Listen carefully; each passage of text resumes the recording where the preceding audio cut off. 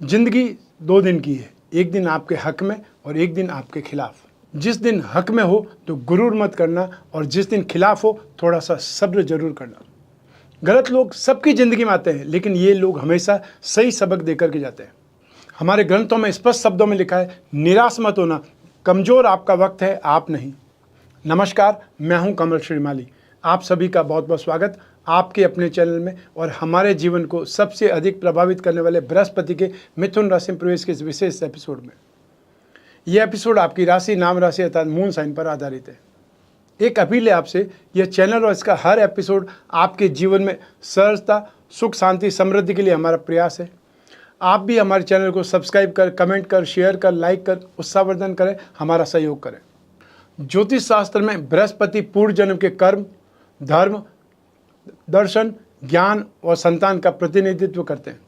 बृहस्पति के उच्च होने पर प्रगति, समृद्धि प्राप्त होती है। बृहस्पति के प्रभाव से वैवाहिक जीवन सुखमय होता है। बृहस्पति आर्थिक रूप से संपन्नता प्रदान करते हैं और संसाधनों में वृद्धि भी करते हैं।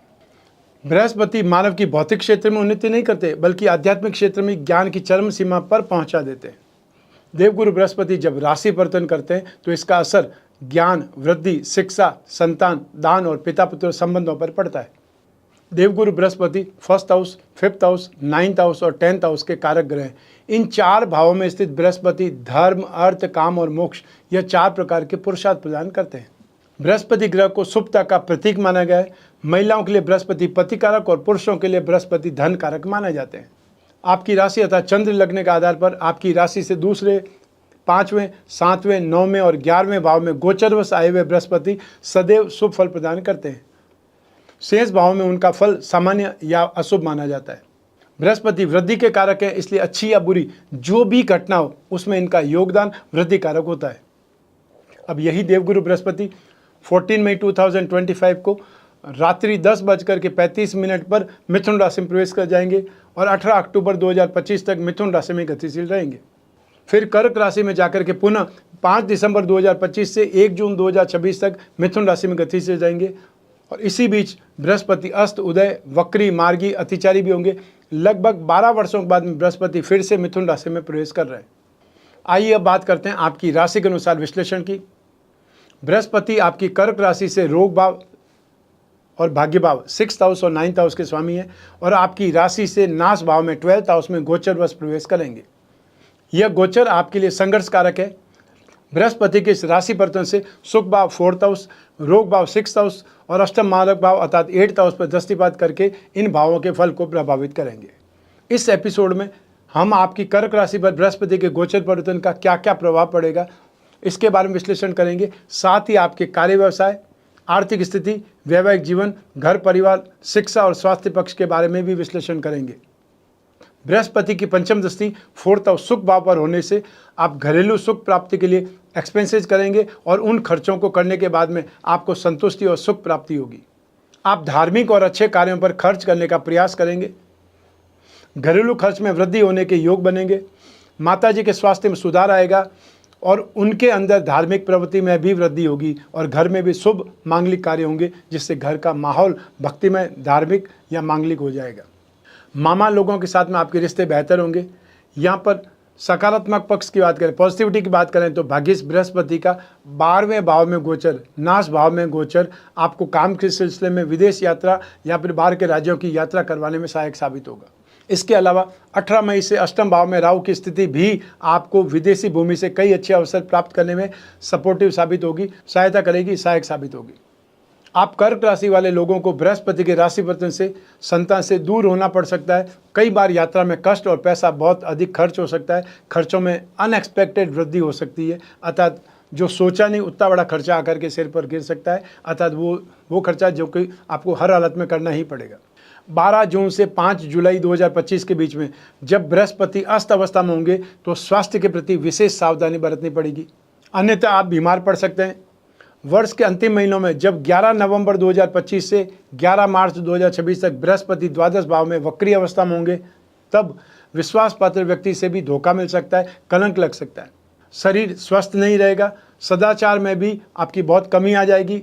व्यर्थ के झूठे उपदेश देते रहेंगे। बृहस्पति के वक्री काल में परिवार वालों से या जीवन साथी से या संतान से मतभेद हो सकते हैं, ये याद रखना पड़ेगा। आइए अब बात करें आपके कार्य व्यवसाय की, आपके कैरियर की। बृहस्पति महाराज की कृपा से नौकरी में आपकी स्थिति अच्छी रहेगी और आपको ईश्वर का आशीर्वाद प्राप्त होने के कारण चुनौतियां, ये चैलेंजेस खुद ही दूर होते चले जाएंगे। आपके अंदर अध्यात्म और ज्योतिष जैसे सब्जेक्ट के प्रति जिज्ञासा बढ़ेगी, क्यूरियोसिटी बढ़ेगी। आप उन्हें अपने जीवन में अपना सकते हैं। आपको इस गोचर काल में व्यापार या नौकरी के सिलसिले में बाहर जाने के मौके मिल सकते हैं। राज्य के बाहर भी हो सकता है, विदेश जाने का मौका भी मिल सकता है। 18 मई 2025 से अष्टम भाव में राहु भी प्रवेश कर जाएंगे। राहु की उपस्थिति भी आपको विदेशी भूमि से बहुत अच्छे अपॉर्चुनिटीज़ प्राप्त करने में सपोर्टिव साबित होंगे। लेकिन जब बृहस्पति वक्री होंगे, अर्थात 11 नवंबर 2025 से 11 मार्च 2026 तक, तब आप किसी संपत्ति संबंधित जो कानूनी विवाद या मुकदमेबाजी में फंस सकते हैं।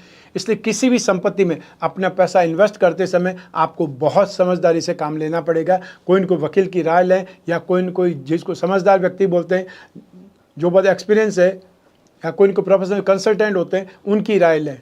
आइए अब बात करें आपकी आर्थिक स्थिति की। आपके खर्चों में अचानक से भारी वृद्धि होने की संभावनाएं बनेगी। धार्मिक कार्यों पर खर्च करेंगे, इससे आपको समाज में मान सम्मान मिलेगा, क्योंकि आपका खर्च बढ़ेगा। इसलिए आपके ऊपर फाइनेंशियल जो प्रेशर है, आर्थिक बोझ है, वो भी बढ़ सकता है। आप अपनी सुख प्राप्ति के लिए एक्सपेंसेस करेंगे और संतुष्ट होंगे। आपके घर में कई मांगलिक कार्य होंगे, जिससे भी आपके खर्चे बढ़ेंगे और इससे आपको आर्थिक परेशानियों का सामना करना पड़ सकता है। मित्रों द्वारा लगाए गए आरोपों से मन दुखी रहेगा। इस वर्ष आप अपने घर खरीदने या उसके रिनोवेशन करवाने, कोई नए व्हीकल खरीदने, कोई और प्रॉपर्टी या दुकान या फिर ऑफिस खरीदने पर भारी पैसे खर्च कर सकते हैं। साथ ही इस वर्ष आप अपनी सुख सुविधाओं की वस्तुओं पर भी पैसा खर्च करते नजर आएंगे। आइए अब बात करते हैं आपके वैवाहिक जीवन की, मैरिड लाइफ की। आपके जीवन साथी और आपके बीच वैवाहिक संबंधों में अंतरंगता, नज़दीकियाँ में इंप्रूवमेंट आएगा, नज़दीकियाँ बढ़ेंगी और आपका रिश्ता और ज़्यादा मजबूत होगा और ज़्यादा प्रगाढ़ होगा। विवाह के इच्छुक लोगों को शादी का प्रस्ताव मिल सकता है और जो लोग प्रेमी जन है, जो लोग कोई न कोई प्रेम प्रसंगों में, रिलेशनशिप में हैं, उन लोगों के प्रेम संबंधों में प्रगाढ़ता आएगी। आप और आपके पार्टनर के बीच अच्छे संबंधों का समय होगा और आप प्रेम विवाह की ओर अग्रसर हो सकते हैं। लव मैरिज आपकी हो सकती है। लेकिन जब बृहस्पति वक्री होंगे 11 नवंबर 2025 से 11 मार्च 2026 तक, परिवार में जीवन साथी और संतान से मतभेद हो सकते हैं, मनभेद हो सकते हैं। आइए अब बात करें आपके घर परिवार की। आप घर की आवश्यकताओं के ऊपर ध्यान देंगे और उनको पूरा करेंगे। आप अपने विरोधियों से विनम्र व्यवहार करेंगे, जिससे वो आपके मुरीद बन जाएंगे। घर में विवाह अथवा पुत्र पौत्र के जन्म का अवसर संभव है। बड़े भाई बहनों के साथ विचारों में कुछ मतभेद नजर आ सकते हैं। लेकिन जब बृहस्पति वक्री होंगे 11 नवंबर से 11 मार्च 2026 तक, तब आपके जीवन में ऋण, रोग और विवादों का आगमन होगा। अपने दोस्तों या परिवार वालों की मदद करते समय लिमिट में रहें, अन्यथा बहुत कड़वा अनुभव हो सकता है। हालांकि बृहस्पति के पॉजिटिव पक्ष पर बात करें तो यहाँ आपके मामाओं के साथ में आपके रिश्ते बेहतर हो सकते हैं। ननिहाल पक्ष से आपके रिश्ते सुधर सकते हैं। आइए अब बात करें आपकी शिक्षा की, एजुकेशन की। बृहस्पति के गोचर में फाइनेंस, डिजाइनिंग और रिसर्च बेस्ड शिक्षा सक्सेस दे सकती है। स्टूडेंट्स अपनी शिक्षा में, एजुकेशन में अच्छा परफॉर्म कर सकते हैं। जो कंपटीशन एग्ज़ाम की तैयारी कर रहे हैं, उनकी सफलता उनको मिलेगी। मेडिकल, आईटी, इलेक्ट्रॉनिक्स, रोबोटिक्स में एग्ज़ाम सकारात्मक परिणाम देंगे, पॉजिटिव आपको रिजल्ट मिलेंगे।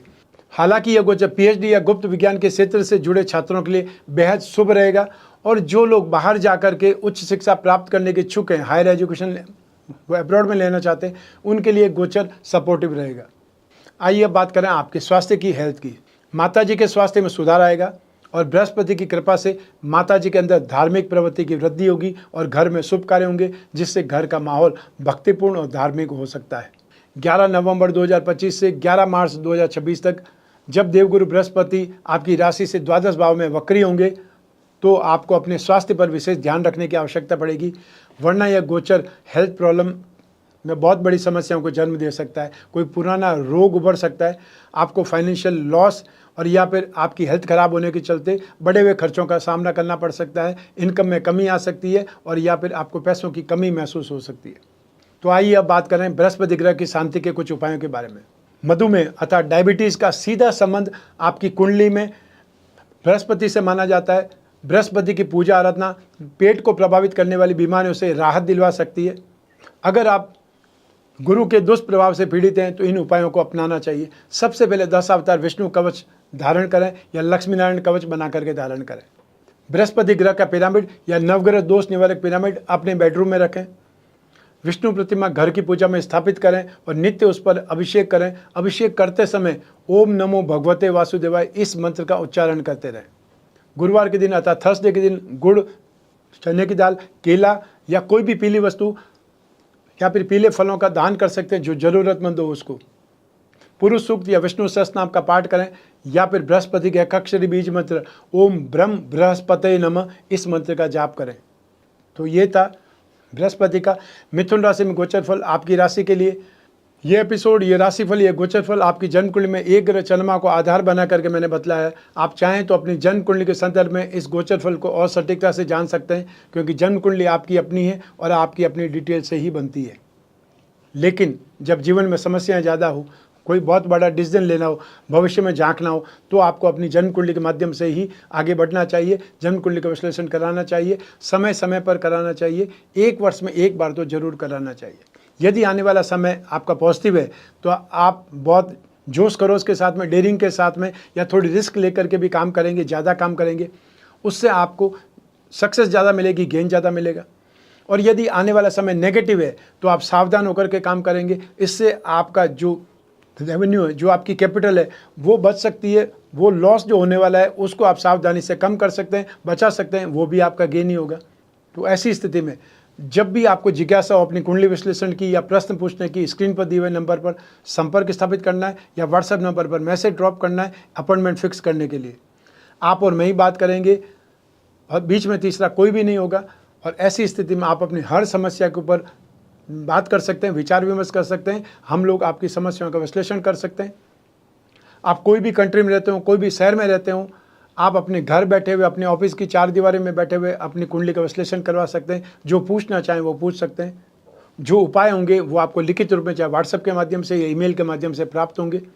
मैं कामना करता हूं कि आप स्वस्थ रहें, प्रसन्न रहें और सुरक्षित रहें। अपना और अपने परिवार का बहुत बहुत ख्याल रखें। आप सभी को मेरा नमस्कार, बहुत बहुत शुभकामनाएं। ईश्वर आपकी रक्षा करें। धन्यवाद।